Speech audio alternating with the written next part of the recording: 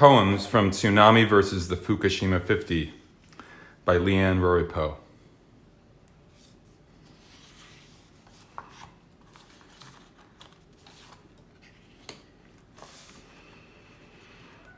Ontology of Tsunami. Awoken venom, cobra come uncharmed. Glittering rush of fanged lightning that strikes and strikes again. Tsunami has no name. Call her the scalded splash of tea jarred from a broken cup's cracked glaze. Call her the blood-soaked shirt and cutaway pants, pooled ruby on the floor, rising biohazard. Ill-omened oil that stills the wings of birds. She spills and spills and spills over a sloshed bucket, tipped over pitcher, the bent tin cup's cool sluice of rinse poured over skin's delicious prickle. Ginger's cleansing sting, erasing the soft flesh of fish from the tongue. She goes by no name.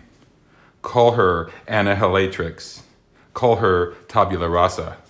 She's the magic slate's crackling cellophane page, shellacked wings unclung from staticky black elytra. The liminal torn open, turning words into invisible birds, lifting, unruly as catastrophe. Yes, but, and, if only, meticulous swift precision of disaster's Swiss watch. She remains unnamed. Call her the meme infecting your screen. Call her the malware gone viral.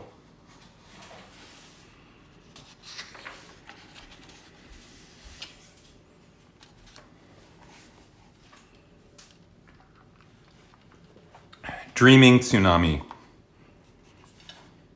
Maybe she was sleeping a dream of fishes, helixed in spiraling schools, anemones, veronicas, ouroboros of sea snakes, the chambered nautilus's slow whirled tornadoes. Hypnosis of dust motes. Girl in the grass, face down, soiled focus, brain's green blur, lens wheezing in and out of tiny myopias. Ant, gnat, midge, aphid, no-seum, Nanking cherry petals sickened swirl, snapdragon's red mouths pinched open to the waking dream from which she can't awaken. Hypnosis of dust motes. Mosquito stuck in her ear, too scared to tell, can't hear, above the buzzing ambered seal of earwax, fevering one side of her face. She drowns at night in a deep cold sweat, dreams she's a sea monster. Hypnosis of dust motes, dead calm. Where are the fault lines she hides along the floorboards? What happens when she wakens from this clam before the thorn?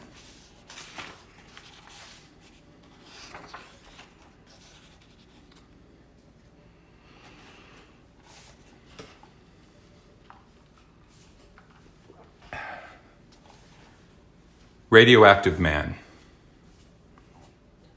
The papers started calling me Radioactive Man after tests from the Japan Aerospace Exploration Agency revealed the highest radiation levels in anyone they'd ever screened.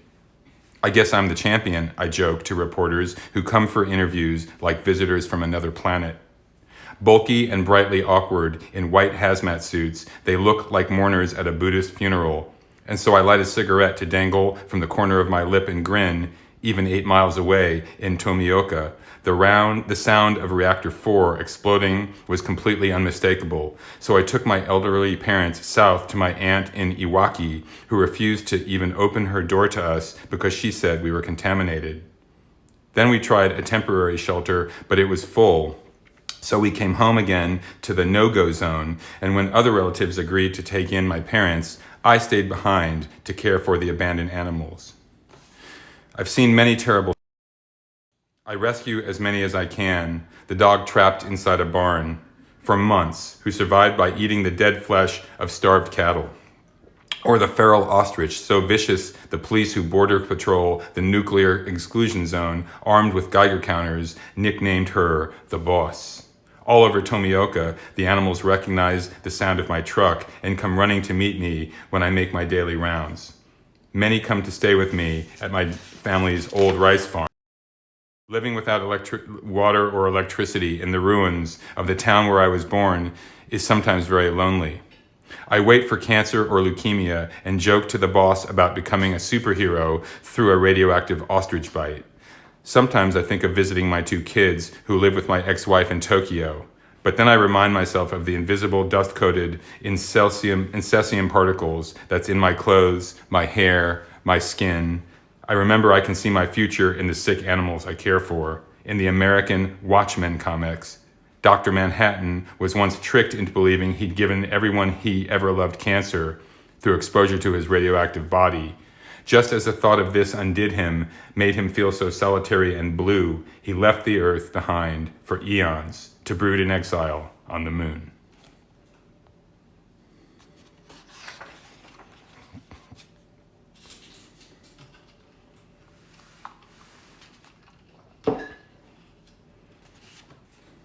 Mothra flies again. I knew it was a bad omen when silk moth cocoons hung unhatched like stillborn husks from the mulberry trees, imagos furled tight as parasols, crumbling to ash and dust inside. But still, I felt so lucky to have survived the tsunami. I felt so lucky to be alive after 3 reactor meltdowns. Daijobu, said Mayor Nori Kano. Daijobu, echoed the village officials. Everything was fine for weeks. Everything was daijobu. While our village was irradiated, the soil, the water, the produce, the dust particles, the rain. 3 months later, Litate was a ghost town. Litate was a ghost town, crumbling to dust, infested with mold and vermin. We had become part of the nuclear diaspora. Now we stay in prefab shelters assigned to us in Dete City, waiting for cleanup workers to scrape off Itate's farmland topsoil, sealing it into bags no one wants to handle, like 2 hot sweet potatoes. And when the high-pressure washers that were promised never arrived, the workers began scrubbing off contaminants using only paper towels. How can we ever go back there? At night, I lie awake and unpack my worries like wooden kokeshi dolls, nested one inside the other. What if? What if? What if? My heart clangs inside my chest, then waits with held breath for the twin girls nested inside me to shift or twist or kick in reply within their amniotic fluid. I try not to think of the cocoons shriveling on the vine, the weeks I unknowingly exposed my twins, small as a pair of Bing cherries, to radioactive contamination while believing everything was daijobu. Instead, I get up and watch late-night kaiju movies on television, the ones my father used to love, all of the monsters rising one by one on Monster Island. Gojira, Radon, Jigan, Ebirah. Last week, I saw a movie about Hedorah, the smog monster who fell to Earth from outer space in a cloud of toxic spores, while tonight I doze on the sofa as Mozura is summoned by her twin fairy priestesses who sing for her when they're in danger. How fiercely she defends them with her electric beam antennae, her deadly lightning bolts, the scatter of poisonous yellow, shed from the scales of her wings. When I wake, the light is harsh, my neck a sore bent stem, and the red ambulance melody of my shojibin, my small beauties, sirens a distress call inside me. Mosura, ya Mosura, tasukete yo te yo beba, toki o koete, umi o koete, name no yo ni yate kuru, mama origami.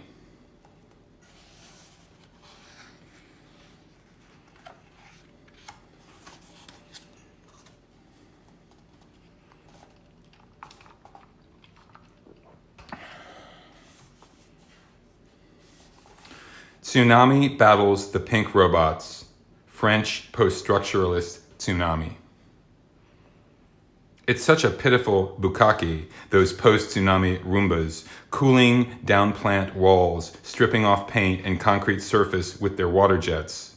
Hitachi's a rounder, Mitsubishi's Meister, the diesel-fueled Astako Sora. But hers is still bigger than theirs, mythological, slippery and apocryphal as Butler's lesbian phallus. She doesn't give a shit about the ring of pee, crescenting the toilet, or if the hamster overflows. She's a hoarder and slob, deconstructing the domestic symbolic order of the melted down core, with the fluid rollerball cursive of jellyfish. the spilled milk ink of octopus and squid, the squirted rush of salt and brine, unbolting the bolts, unscrewing the screws. Oh, tin men, she laughs, and laughs at you, with her gulls and crazed seaweed hair, rusting down, your hearts to orange filing and cringing flake. Tick-tock, tick-tock, until they all stop.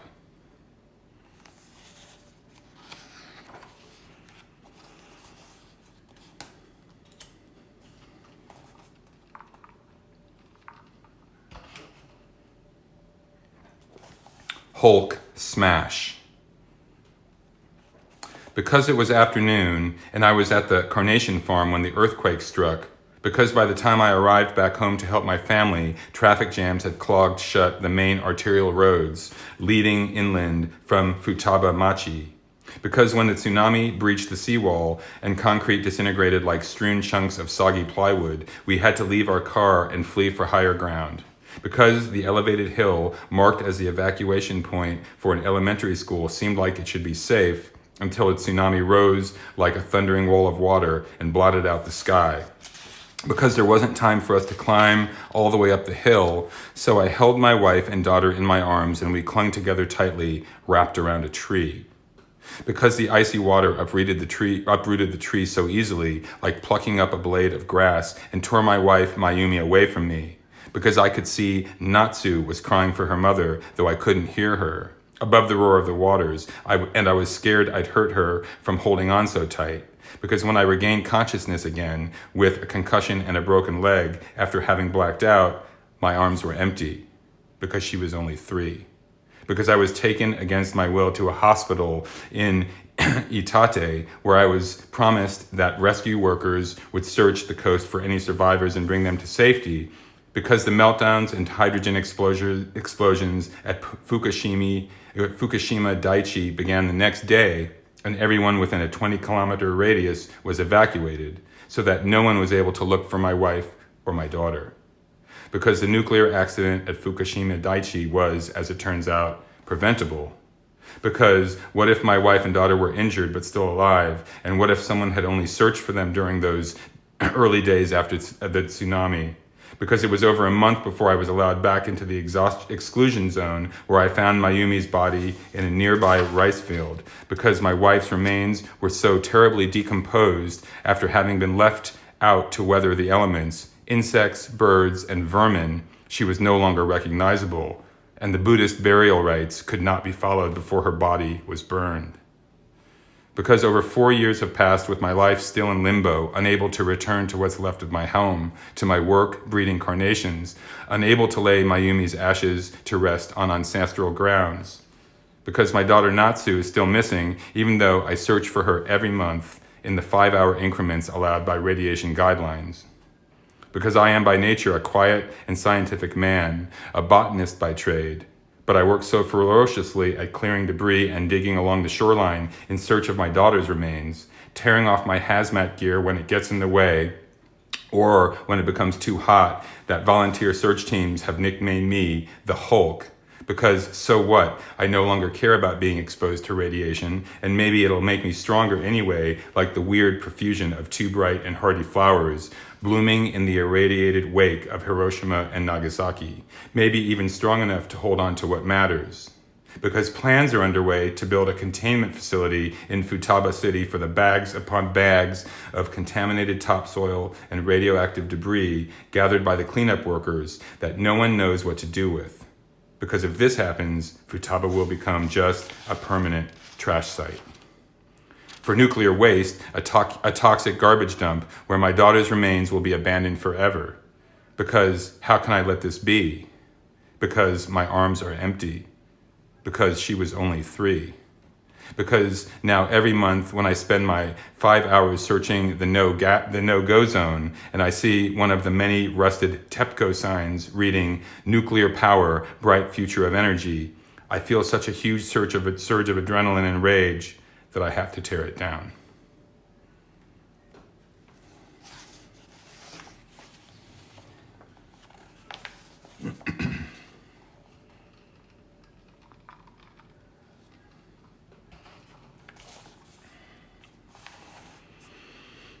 Amma, the woman of the sea.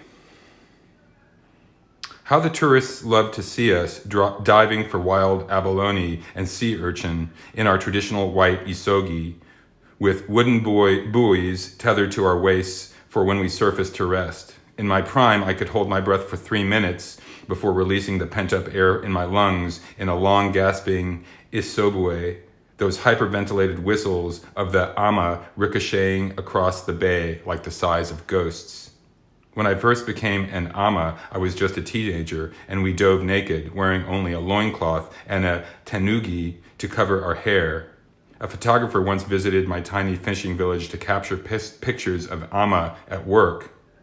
And now there is a black and white image of me as a Japanese mermaid reclining in a froth of surf, loose hair swirling around bare shoulders, my eyes half closed.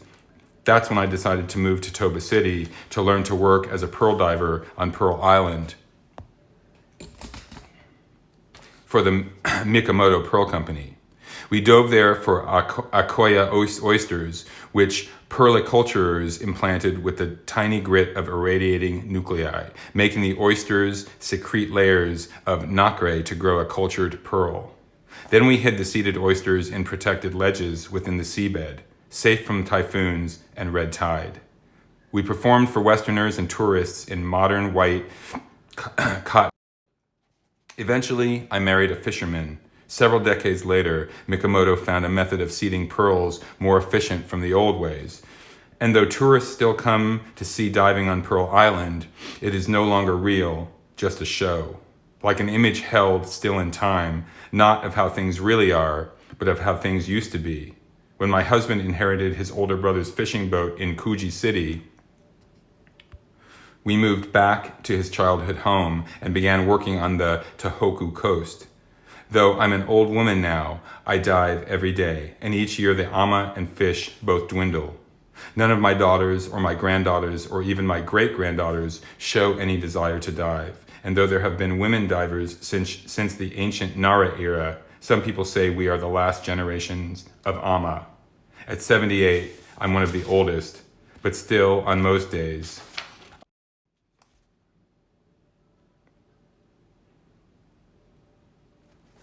of octopus, possibly an abalone, or sometimes even a covered, horned, turban shell snail. I know the seabed better than the creased geography of lines that map work my husband's weathered face, and I've seen such strange things beneath the surface, a starfish whose legs tore off of their own accord and walked away spilling out the insides, a wolf eel that sought me out like a pet, letting me feed it urchins and clams by hand. Thousands of baby octopuses like an exploding constellation of slickly, glittery rubber stars. When the tsunami struck, at first I tried to outrun it by seeking higher ground. But when this seemed useless, I thought, how stupid, why should I run from the tide? So I turned around to face the rising wall of curled surf, so much more magnificent, more terrible than Hokusai's. Then I made a final image of my life to tie myself to, like a wooden buoy, took one long deep breath, and dove back into the sea again.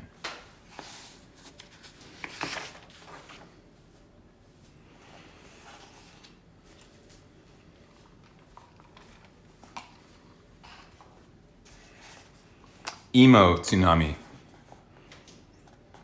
Sometimes she's so lonely, she unscrews herself like a bolt at 4 a.m. From the jittery, rhinestoned terror of it, from the wasted life, cats will gnaw the face from her skull before the villagers smell the smell of it.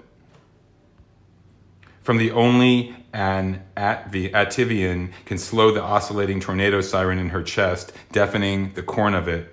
From the only a second Attivan can begin to smudge the incriminating rusted out edges of the set stain of it. A menace of loneliness, luminous as a bare bulb, snapped on in the dark, false marigold and fire to lost starships of moths. A menace of loneliness, so hot she could dust-buster everyone, everything into the slow-mo implosion of her failed star's self. A pogrom of beloveds, a covey of towhees, an escartoire of sunflowers, a yoke of artichokes, a fluther of jellyfish, a bouquet of axolotls, a plump of cummerbunds, a wedge of polystyrene, an ostentation of aerosols, a lamentation of clover leaves, a pride of skylines, a knob of nylon, a boil of decontaminants, a scourge of bequerels, a skein of gamma rays, a zeal of sieverts, an exhalation of protactinium, a husk of primordial nuclides, a half-life of a half-life, a mean lifetime of a mean lifetime. Suicide pact with the cosmos, be together forever. We are stardust, we are molten, we are black holes.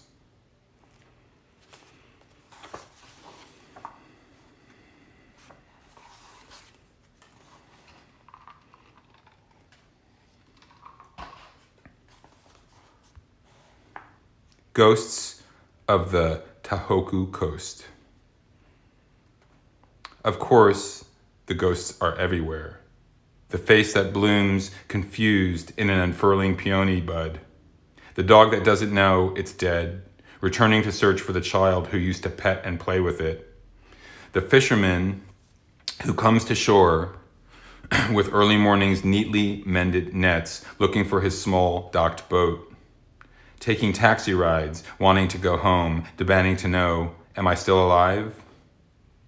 Oyurushi, whisked tea leaves whispering from the bottom of a cup, the dancing funnel cloud of dust that rises from a beaten futon. A murmuration of tiny gnats, helixing up like incense from shriveled fruit at the broken altar. The jumble of unsortable bones dust-panned out to sea. The husband, the wife, the mother, the daughter, the son, the father, the sister, the brother, all searching for what's been lost. Driven by the electric pain of phantom limbs, seizing up like dowsing rods. The grief of empty cicada shells for what's been torn out, trying to fill themselves back up with the transparency of rain. How many centuries will it take for these stricken mists and fog to be burned away? For this haunted water to evaporate, to be exorcised and rinsed clean again by light?